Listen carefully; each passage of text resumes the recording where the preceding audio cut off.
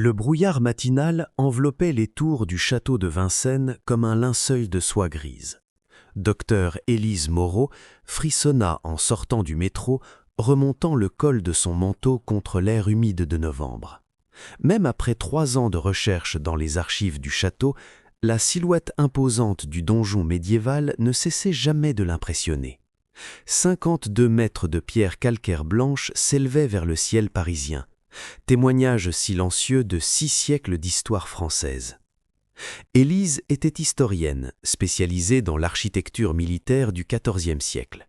À 32 ans, elle avait déjà publié 2 ouvrages respectés sur les forteresses royales, mais c'était le château de Vincennes qui consumait désormais toute son attention. Plus précisément, un mystère architectural qui la hantait depuis qu'elle avait découvert un fragment de parchemin dans les archives nationales 6 mois auparavant. Le parchemin était daté de 1337, l'année où le roi Philippe VI avait ordonné la construction du grand donjon. Mais ce n'était pas un document administratif ordinaire, c'était une note cryptique, rédigée en latin médiéval, qui mentionnait la chambre de la lumière céleste, accessible seulement quand les étoiles s'alignent comme au temps de Jacques de Molay. Jacques de Molay, le dernier grand maître des Templiers, brûlé vif sur l'île de la Cité en 1314, à moins de 2 kilomètres du château de Vincennes. Élise franchit les portes du château, saluant le gardien qui la connaissait bien. L'esplanade était déserte à cette heure matinale, avant l'arrivée des premiers touristes. Elle adorait ces moments de solitude, quand elle pouvait presque entendre les échos du passé dans les cours pavées. Son téléphone vibra. Un message de son mentor, le professeur Henri Blanchard de la Sorbonne. « Élise, j'ai trouvé quelque chose. Venez à mon bureau immédiatement. Il s'agit de votre document sur Vincennes. C'est extraordinaire. » Le cœur d'Élise s'accéléra. Henri n'était pas homme à utiliser le mot « extraordinaire » à la légère. Après 50 ans de carrière, il avait vu à peu près tout ce que les archives médiévales françaises avaient à offrir. 1 heure plus tard, Élise était assise dans le bureau encombré d'Henri à la Sorbonne, entouré de piles de manuscrits anciens et de reproductions photographiques. « Regardez ceci », dit Henri poussant vers elle un document sous verre protecteur. « Je l'ai trouvé dans les archives privées de la famille Marigny. Vous connaissez Enguerrand de Marigny, le ministre des Finances de Philippe le Bel, pendu en 1315 pour trahison. Exactement. Mais avant sa chute, il était l'un des hommes les plus puissants de France. Et regardez ce qu'il a écrit en 1314, juste après l'exécution de Jacques de Molay. » Élise se pencha sur le document. L'écriture médiévale était serrée, difficile à déchiffrer, mais certains mots lui sautèrent aux yeux. Chambre secrète, connaissance interdite, protection et, de manière troublante, Vincennes. « Mon Dieu, murmura-t-elle. Il parle du même endroit que mon parchemin. » Henri hocha la tête gravement. « Élise, je crois que vous êtes sur la piste de quelque chose de significatif. Marigny écrit ici que certains membres de l'ordre du Temple n'étaient pas des hérétiques, mais des protecteurs de savoirs anciens. Il suggère que, avant leur arrestation en 1307, ils ont caché leurs archives les plus précieuses dans un lieu qui serait construit des décennies plus tard. »« C'est impossible, » dit Élise. « Comment aurait-il pu cacher quelque chose dans un château qui n'existait pas encore ? » « À moins, dit Henri lentement, qu'il n'ait eu des alliés dans l'architecture royale, des hommes qui ont conçu le château spécifiquement pour abriter ce secret. » Pensez-y, Élise. La construction du donjon de Vincennes a commencé en 1337, sous Philippe VI, mais les plans architecturaux étaient extraordinairement sophistiqués pour l'époque. Certains historiens ont toujours trouvé étrange que le donjon présente des caractéristiques d'ingénierie avancée qu'on ne retrouve nulle part ailleurs. Élise sentit une excitation familière monter en elle, celle qu'elle ressentait toujours au seuil d'une découverte importante. Vous pensez que les architectes étaient des anciens Templiers ou des sympathisants? Je pense que c'est possible. L'ordre a été dissous en 1212, mais tous ses membres n'ont pas été arrêtés ou tués. Beaucoup ont simplement disparu, se sont fondus dans la société. Certains étaient des hommes extrêmement éduqués, ingénieurs, mathématiciens, médecins. Ils possédaient des connaissances rapportées de Terre Sainte, des textes grecs et arabes que l'Europe occidentale avait perdus.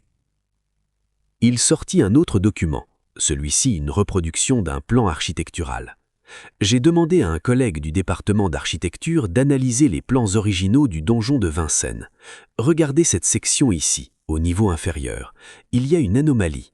Les murs sont beaucoup plus épais qu'ils ne devraient être, même pour une forteresse.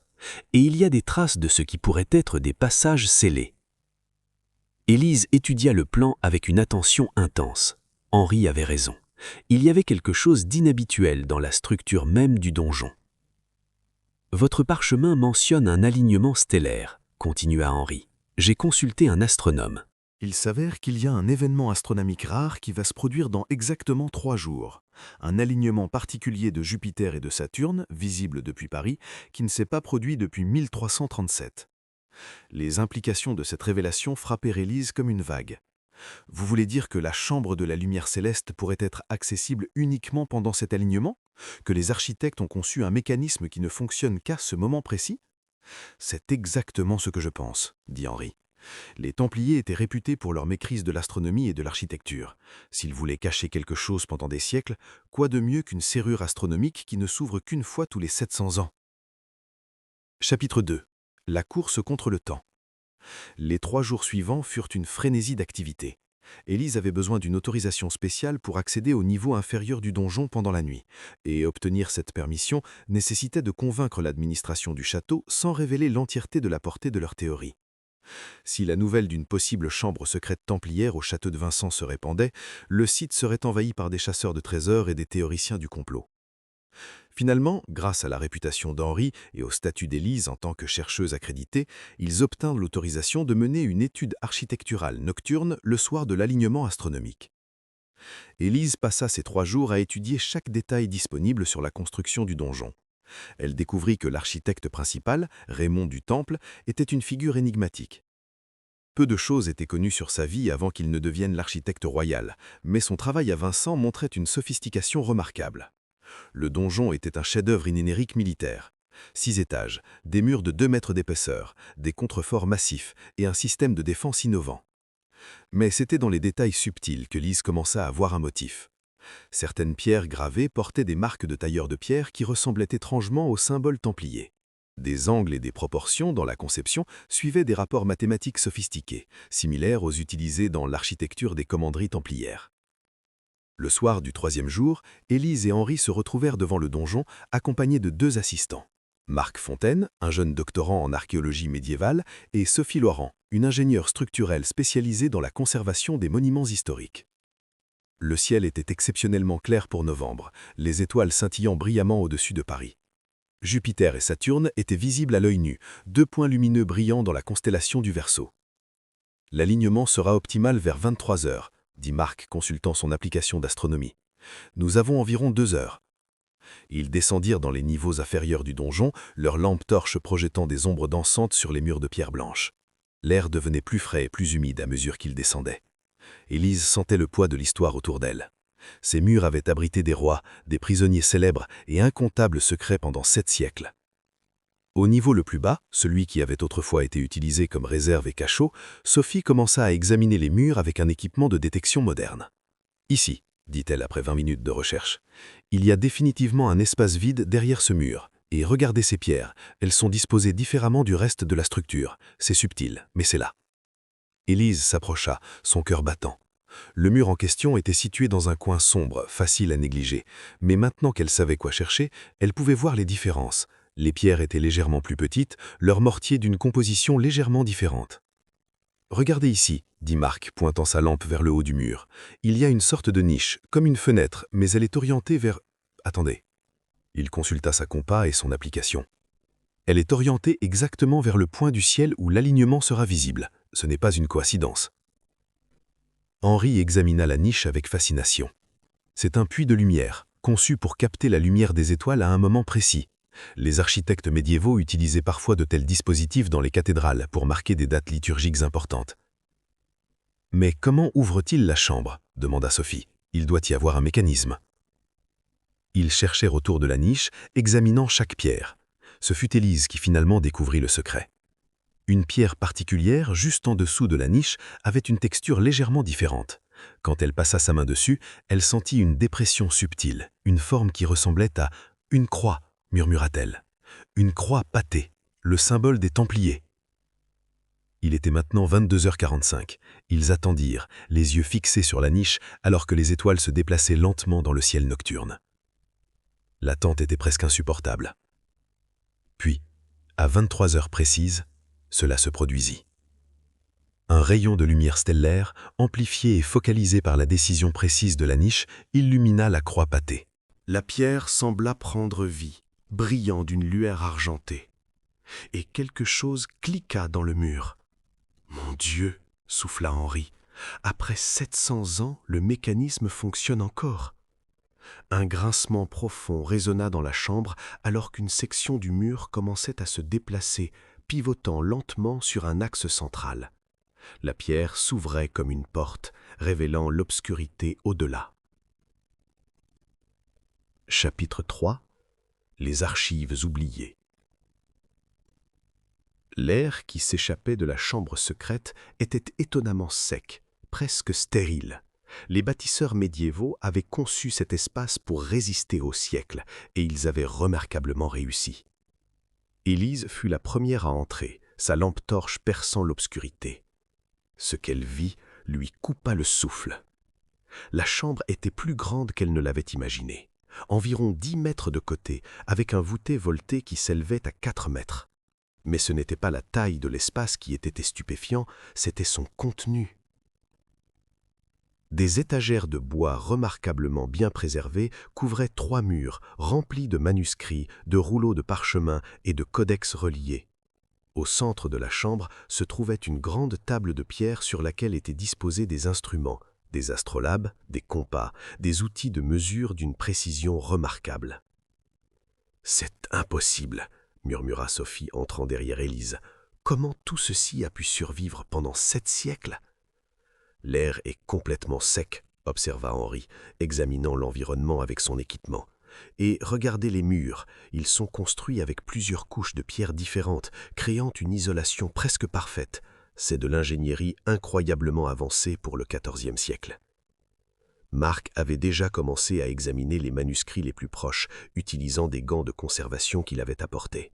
« Ce sont des textes médicaux, » dit-il avec émerveillement, « des traductions arabes de Galien et d'Hippocrate, des traités de chirurgie que l'Europe ne redécouvrira pas avant 2 siècles. » Élise se dirigea vers une autre section des étagères. Ici, les manuscrits étaient différents, couverts de diagrammes et de calculs mathématiques. « Des textes d'ingénierie, dit-elle, des plans de ponts, d'aqueducs, de machines. Certains de ces designs sont incroyablement sophistiqués. » Marc avait trouvé quelque chose d'autre, des grands volumes reliés en cuir, remarquablement bien préservés. Il en ouvrit un avec précaution et commença à lire. « C'est un journal, dit-il, sa voix tremblant d'émotion.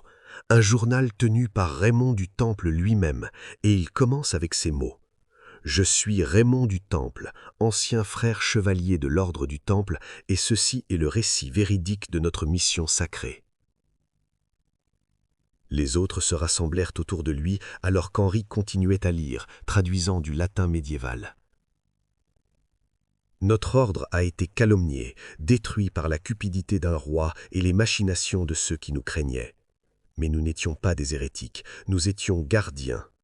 Pendant 2 siècles, en Terre Sainte, nous avons collecté le savoir des anciens, des Grecs, des Romains, des savants arabes et juifs, des connaissances en médecine, en mathématiques, en astronomie, en ingénierie que l'Europe chrétienne avait perdues ou n'avait jamais connues. Quand nous avons vu venir notre destruction, nous avons fait un serment. Nous préserverions ce savoir, nous le cacherions jusqu'au jour où l'Europe serait prête à le recevoir à nouveau. Certains d'entre nous ont échappé à l'arrestation. Nous avons changé de nom, de nos identités, et nous avons planifié. Le roi Philippe VI, petit-fils de notre persécuteur, nous a involontairement aidés. Quand il a ordonné la construction de cette forteresse à Vincent, j'étais déjà connu comme un architecte de renom.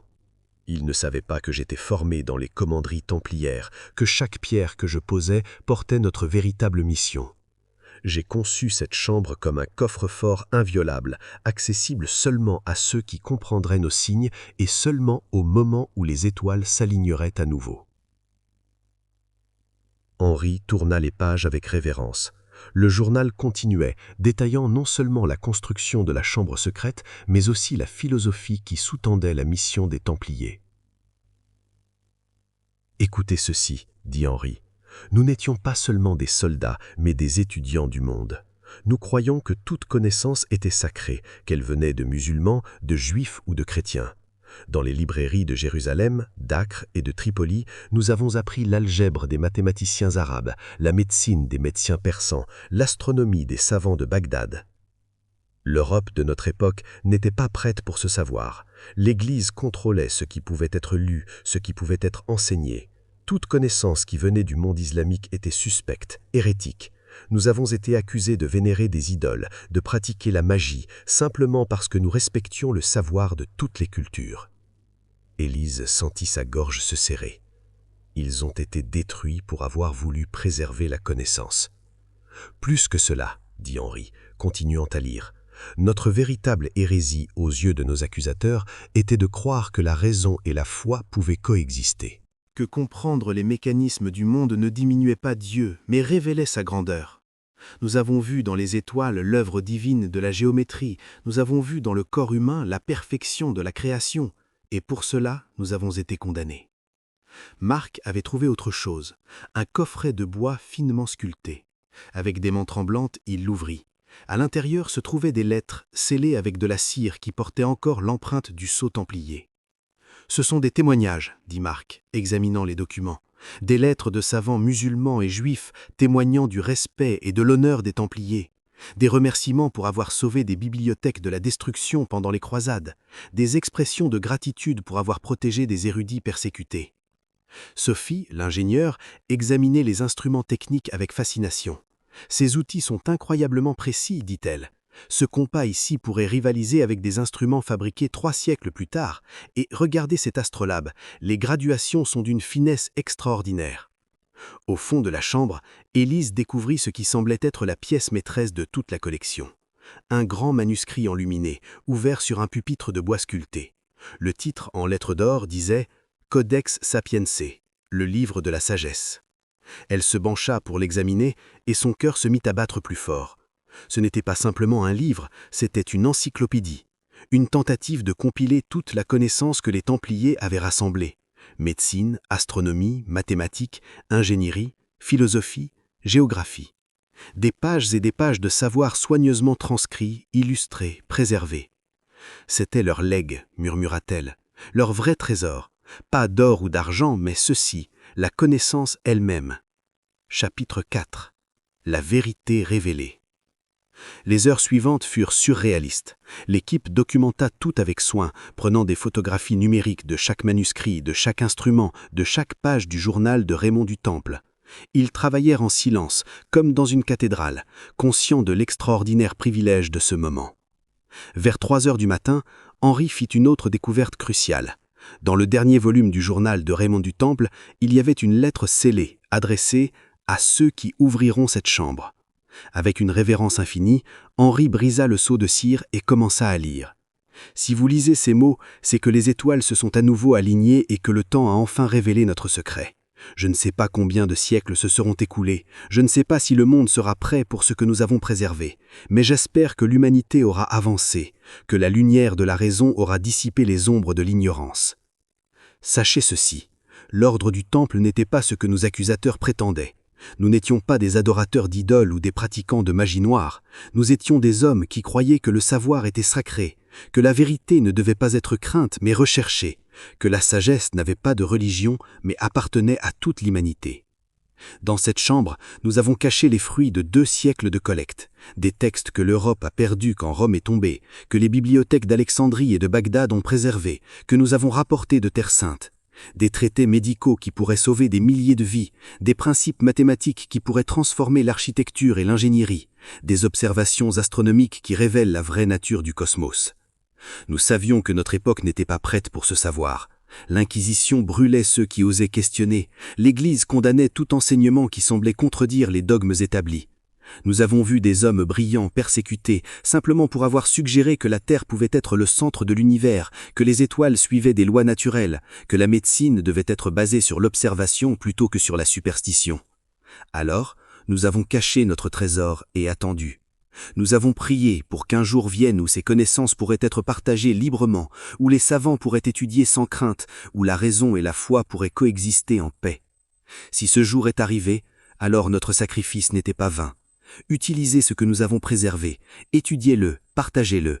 Laissez le monde savoir que les Templiers n'étaient pas des hérétiques, mais des gardiens, que nous avons donné nos vies non pas pour de l'or, mais pour quelque chose de bien plus précieux, la préservation de la connaissance humaine. Que Dieu veille sur vous et sur l'avenir de l'humanité, que la lumière de la sagesse ne s'éteigne jamais. Raymond du Temple, architecte royal et dernier gardien de l'ordre, écrit en l'an de grâce 1364. Un silence profond tomba sur la chambre quand Henri finit la lecture. Élise sentit des tares larmes sceller sur ses joues. Ces hommes, persécutés et détruits, avaient consacré leurs dernières années à préserver un héritage pour des générations qu'ils ne verraient jamais. « C'est extraordinaire, dit Marc. Tout ce que nous pensions savoir sur les Templiers, c'était faux.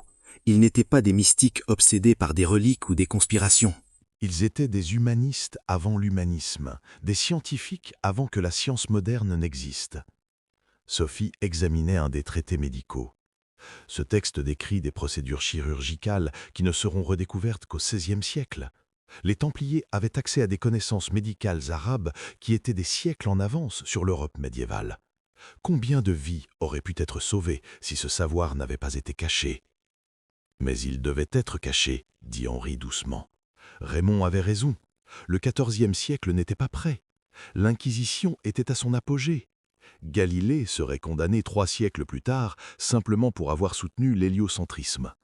Ces textes, avec leurs références à des savants musulmans et à des observations qui contredisaient les enseignements de l'Église, auraient été brûlés, et quiconque les aurait possédés aurait été condamné. Élise continuait d'explorer la chambre, découvrant trésor après trésor intellectuel. Il y avait des cartes de navigation d'une précision remarquable, montrant des connaissances géographiques que l'Europe ne posséderait pas avant l'ère des grandes découvertes. Il y avait des traités d'optique qui anticipaient les travaux de Roger Bacon. Il y avait des textes de philosophie qui citaient Aristote, Platon, Avicenne et Averroès, montrant une tradition intellectuelle qui transcendait les frontières religieuses. « Voici quelque chose d'intéressant, » dit Marc, tenant un manuscrit particulier. C'est un traité sur l'architecture des ponts, écrit par un ingénieur musulman de Cordoue. Il décrit des techniques de construction que l'Europe n'utilisera pas avant des siècles. Et regardez cette note dans la marge, écrite en français médiéval. Étudier et vérifier. Les principes sont corrects. Utilisés dans la construction du pont de... Le reste est effacé. Mais vous voyez, il ne se contentait pas de collecter ces textes, il les étudiait, les testait, les appliquait. Au fur et à mesure que l'aube approchait, l'image complète devint claire. Les Templiers avaient été bien plus que les chevaliers guerriers de la légende populaire. Ils avaient été les gardiens d'une tradition intellectuelle qui reliait l'Antiquité classique, le monde islamique médiéval et l'Europe chrétienne. Ils avaient compris quelque chose que leur époque ne pouvait accepter, que la sagesse n'avait pas de frontières, que le savoir devait être préservé indépendamment de sa source. Leur hérésie n'était pas théologique, mais intellectuelle. Ils avaient osé suggérer que l'enseignement des musulmans et des juifs avait de la valeur, que les textes anciens des philosophes païens méritaient d'être étudiés, que l'observation empirique était aussi importante que l'autorité religieuse. « Vous réalisez ce que cela signifie » dit Henri, sa voix remplie d'émotion. « Ces hommes ont été les précurseurs de la Renaissance. S'ils n'avaient pas été détruits, s'ils avaient pu partager ce savoir ouvertement, l'histoire européenne aurait pu être complètement différente. La Renaissance aurait pu commencer 2 siècles plus tôt. Mais elle n'a pas commencé plus tôt, parce que l'Europe n'était pas prête, tout comme Raymond l'avait compris. Il a fallu la peste noire, la fin de l'époque féodale, l'affaiblissement du pouvoir papal, l'émergence des universités pour créer un environnement où ces idées pouvaient être acceptées.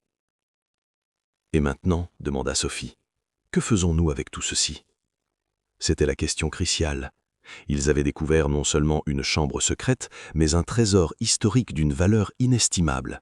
La façon dont ils géreraient cette découverte déterminerait son impact sur le monde moderne. Chapitre 5 – Le legs des gardiens. Le soleil se levait sur Paris quand l'équipe émergea finalement de la chambre secrète. Ils étaient épuisés, couverts de poussière, mais électrifiés par leur découverte. Le mécanisme de pierre s'était refermé derrière eux, la chambre retournant à son sommeil séculier. « Nous devons être extrêmement prudents dans la manière dont nous présentons ceci, » dit Henri, alors qu'il quittait le donjon. « Une découverte de cette ampleur, elle va bouleverser notre compréhension de l'histoire médiévale. » Les jours suivants furent une période intense de planification et de préparation. Élise et Henri convoquèrent une réunion avec les autorités du château de Vincennes, le ministère de la Culture français et des représentants de plusieurs institutions académiques prestigieuses. La première question était de savoir comment sécuriser la chambre et son contenu. L'alignement stellaire ne se reproduirait pas avant 7 siècles, mais maintenant que le mécanisme avait été activé une fois, il était possible qu'il puisse être ouvert à nouveau par ceux qui comprendraient son fonctionnement. Sophie proposa une solution élégante. Installer un système de sécurité moderne qui protégerait la chambre sans altérer l'architecture médiévale. La porte de pierre elle-même serait laissée intacte, mais des senseurs et des systèmes de surveillance assureraient que le site serait protégé. La deuxième question, plus complexe, concernait la divulgation publique. Comment raconter cette histoire sans déclencher une frénésie médiatique ou pire, sans alimenter les théories conspirationnistes qui entouraient déjà les Templiers? Henri insista sur l'importance d'une approche académique rigoureuse. « Nous devons présenter ceci comme une découverte historique et intellectuelle, dit-il, pas comme un mystère sensationnaliste ou une révélation ésotérique. Ce que nous avons trouvé est extraordinaire précisément parce que c'est réel, fondé sur des faits historiques vérifiables. » Élise fut d'accord. Elle proposa de commencer par publier un article académique détaillé dans une revue historique respectée, accompagné d'une conférence de presse où ils présenteraient leurs découvertes avec toute la documentation photographique et l'analyse scientifique nécessaire.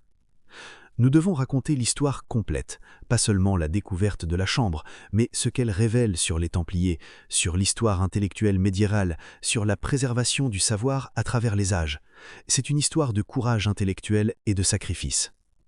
Marc suggéra également d'impliquer des historiens de diverses spécialités, des experts en histoire islamique médiévale, des spécialistes de l'histoire des sciences, des théologiens qui pourraient contextualiser les tensions religieuses de l'époque. Cette découverte ne concerne pas seulement la France ou l'Europe, elle concerne les échanges culturels entre civilisations, la transmission du savoir à travers les frontières. Nous devons la présenter dans ce contexte global. 3 semaines après la découverte initiale, tout était prêt. Une équipe de conservateurs avait commencé le travail minutieux de cataloguer et de préserver chaque manuscrit. Des spécialistes en parchemins médiévaux avaient confirmé l'authenticité des documents. Des analyses au carbone 14 avaient daté les matériaux au XIVe siècle. Des historiens de l'architecture avaient vérifié que le mécanisme d'ouverture correspondait aux capacités d'ingénierie de l'époque. La conférence de presse eut lieu dans la grande salle du château de Vincennes, sous les voûtes mêmes qui avaient caché le secret pendant 7 siècles. Des journalistes de médias du monde entier étaient présents, ainsi que des historiens, des académiciens et des représentants du gouvernement français. Henri commença la présentation, expliquant le contexte historique de la découverte. Il décrivit la persécution des Templiers, leur dissolution en 1312 et l'exécution de Jacques de Molay en 1314. Pendant des siècles, l'histoire des Templiers a été enveloppée de mystères et de légendes. Ils ont été accusés d'hérésie, de blasphème, d'adoration d'idoles. Ces accusations ont été utilisées pour justifier leur destruction. Mais nous savons maintenant, grâce à des recherches historiques modernes, que ces accusations étaient largement fabriquées, motivées par la cupidité du roi Philippe IV et son désir de s'emparer des richesses de l'ordre. Ce que nous avons trouvé au château de Vincennes confirme et étend notre compréhension. Les Templiers n'étaient pas des hérétiques, ils étaient des érudits, des collecteurs de savoir, des ponts entre les cultures. Et certains d'entre eux ont survécu assez longtemps pour créer un legs extraordinaire. Élise prit ensuite la parole, décrivant la découverte de la chambre secrète. Elle expliqua le mécanisme astronomique, la sophistication de l'ingénierie et la préservation remarquable des manuscrits. Ce que nous avons trouvé, sa voix tremblante d'émotion, n'est pas un trésor d'or ou de reliques religieuses, c'est quelque chose de bien plus précieux, une bibliothèque de savoir médiéval d'une richesse extraordinaire. Des textes médicaux, mathématiques, astronomiques, philosophiques, des traductions de l'arabe et du grec, des observations originales et des innovations techniques, tout ceci soigneusement préservé par des hommes qui savaient que leur époque n'était pas prête pour ce savoir, mais qui espéraient qu'un jour futur le serait. Elle montra alors des images des manuscrits, des instruments et des pages du journal de Raymond du Temple. Les réactions dans la salle furent de stupéfaction. Des historiens applaudirent, des journalistes prirent des notes frénétiquement.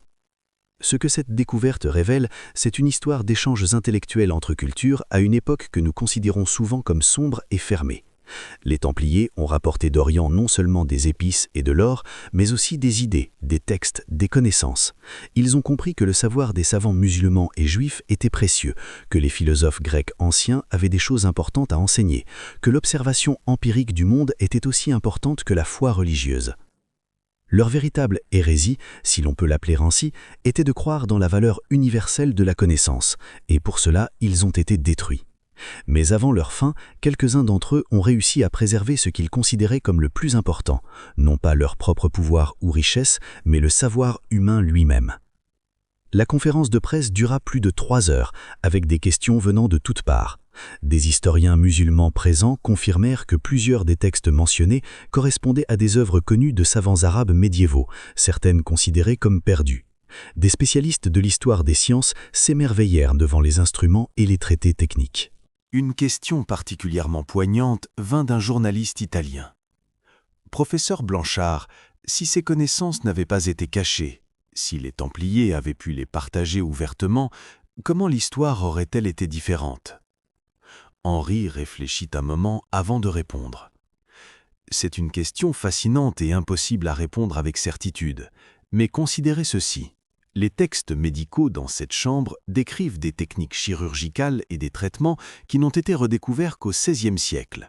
Si ces connaissances avaient été disponibles, combien de vies auraient pu être sauvées pendant la peste noire du XIVe siècle ? Les traités mathématiques et d'ingénierie auraient pu accélérer le développement technologique de l'Europe. Les textes philosophiques, avec leur synthèse de la pensée grecque, arabe et chrétienne, auraient pu favoriser un dialogue interreligieux plus constructif. Mais, continua-t-il, Raymond du Temple avait probablement raison. Le XIVe siècle n'était pas prêt. L'Inquisition était à son apogée. Les tensions religieuses étaient extrêmes. Ces textes auraient probablement été brûlés, et leurs possesseurs avec eux. Ce n'est qu'avec la Renaissance, avec l'affaiblissement du contrôle papal absolu sur l'éducation, avec l'émergence de l'humanisme, que ces idées ont pu être acceptées. Ce que les Templiers ont fait, en cachant ce savoir, était peut-être la seule manière de le préserver. Ils ont créé une capsule temporelle, attendant que l'humanité soit prête à recevoir son contenu. Chapitre 6. L'héritage révélé. Dans les mois qui suivirent la révélation, la chambre secrète du château de Vincennes devint l'un des sites historiques les plus étudiés d'Europe. Des équipes internationales de chercheurs vinrent examiner les manuscrits. Des universités du monde entier demandèrent accès aux reproductions numériques. Ce qui émergea de ces études transforma notre compréhension de l'histoire médiévale sur plusieurs fronts. Premièrement, les textes médicaux révélaient que les Templiers avaient accès à des connaissances médicales arabes hautement avancées. Des traductions de travaux d'Avicenne, de Rhazès et d'autres médecins islamiques montraient des descriptions de maladies, de traitements et de procédures chirurgicales qui n'ont été redécouvertes qu'au XVIe siècle. Un traité particulier décrivait des techniques d'anesthésie, utilisant des éponges somnifères imbibées d'opium et d'autres substances, une pratique qui avait été largement perdue en Europe mais préservée dans le monde islamique. Un autre texte détaillait des procédures de suture et de traitement des plaies qui anticipaient les développements de la chirurgie moderne. Deuxièmement, les manuscrits mathématiques et astronomiques montraient que les Templiers avaient compris des concepts que l'Europe ne maîtriserait pas avant la Renaissance. Il y avait des traductions de travaux mathématiques arabes sur l'algèbre, des tables astronomiques d'une précision remarquable et même des spéculations sur la nature du système solaire qui préfiguraient les théories héliocentriques.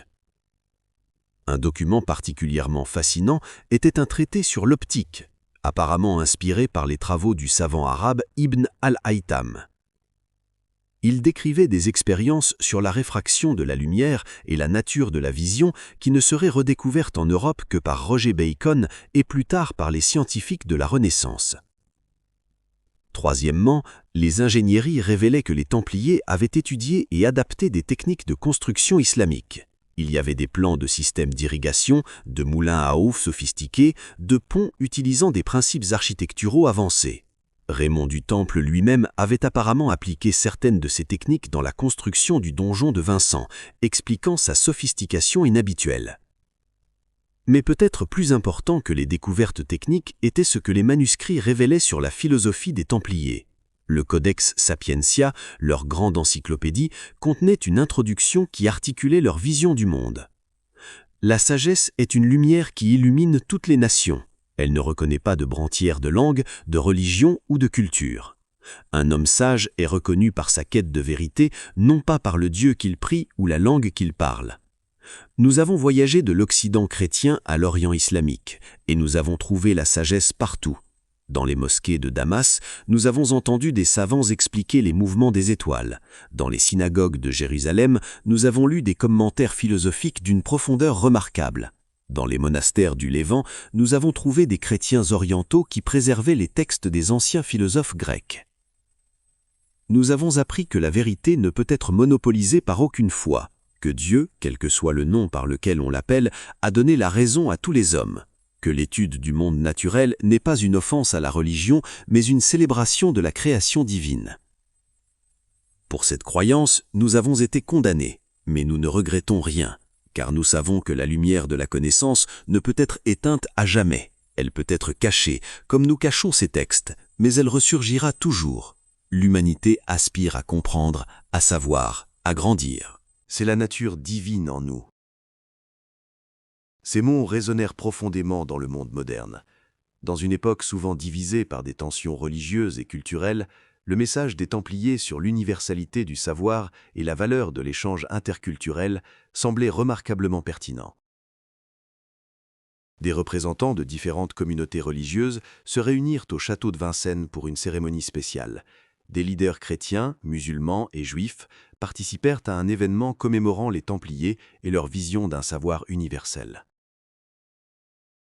Le grand rabbin de France parla de la tradition juive de respect pour l'étude et la connaissance. Les Templiers ont compris quelque chose que nos traditions ont toujours enseigné, que l'étude est une forme de culte, que chercher la vérité est un devoir sacré. Un imam de la grande mosquée de Paris parla de l'âge d'or islamique médiéval. Les savants musulmans de Bagdad, du Caire, de Cordoue ont préservé et étendu les connaissances des anciens. Les Templiers ont reconnu la valeur de ce savoir et ont tenté de le partager avec l'Europe chrétienne. Ils étaient des ponts entre nos civilisations. L'archevêque de Paris parla de la réconciliation et de la compréhension. Pendant trop longtemps, l'Église a vu le savoir comme une menace plutôt que comme un cadeau. Les Templiers ont été persécutés par nos ancêtres dans la foi. Aujourd'hui, nous pouvons reconnaître que leur vision était juste, que la foi et la raison ne sont pas ennemis, mais alliés dans la recherche de la vérité. Élise assista à cette cérémonie avec une émotion profonde. Elle pensa à Raymond du Temple et à ses compagnons, travaillant en secret dans cette chambre cachée, ne sachant jamais si leur sacrifice serait reconnu ou compris. 700 ans plus tard, leur message était enfin entendu. Épilogue. Les gardiens du savoir. 1 an après la découverte, le château de Vincennes avait ouvert une nouvelle aile du musée dédiée à l'histoire des Templiers et à la chambre secrète. Des reproductions fidèles des manuscrits les plus importants étaient exposées avec des explications détaillées de leur signification historique. La chambre secrète elle-même restait fermée au public pour des raisons de conservation, mais une réplique interactive permettait aux visiteurs de comprendre comment le mécanisme astronomique fonctionnait et d'explorer virtuellement l'espace. L'exposition ne se concentrait pas sur le sensationnalisme ou le mystère, mais sur l'histoire réelle, l'échange intellectuel entre cultures médiévales, la persécution des Templiers et leur tentative remarquable de préserver le savoir pour les générations futures. Des écoles du monde entier organisèrent des voyages éducatifs pour visiter l'exposition, l'histoire des Templiers devant un exemple enseigné sur l'importance de l'échange culturel, la valeur universelle de la connaissance et les dangers de l'intolérance intellectuelle. Élise avait publié un livre complet sur la découverte qui devint un best-seller international. Mais elle était particulièrement profonde par un projet spécial, une édition complète et commentée du journal de Raymond du Temple, publié en plusieurs langues. Raymond du Temple et ses compagnons méritent d'être connus, écrivit-elle dans l'introduction, non pas comme des figures mystérieuses de légende ou de conspiration, mais comme des hommes réels qui ont fait des choix courageux dans des temps difficiles.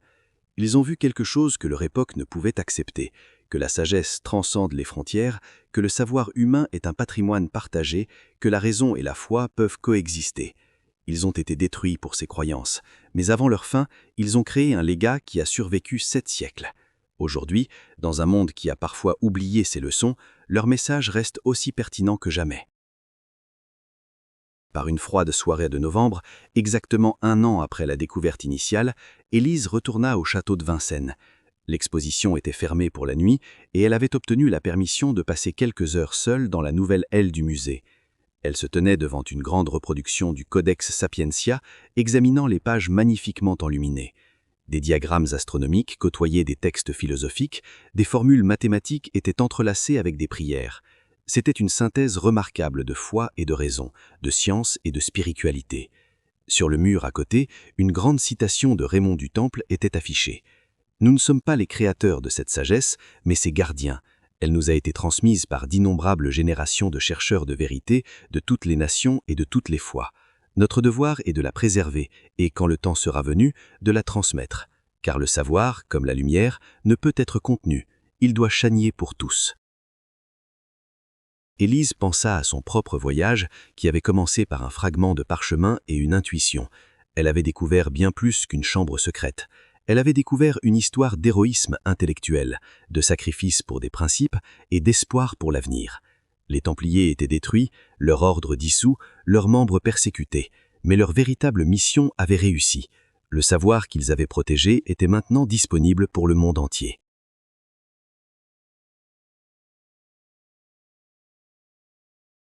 Leur vision d'un savoir universel, transcendant les divisions religieuses et culturelles, était maintenant largement acceptée.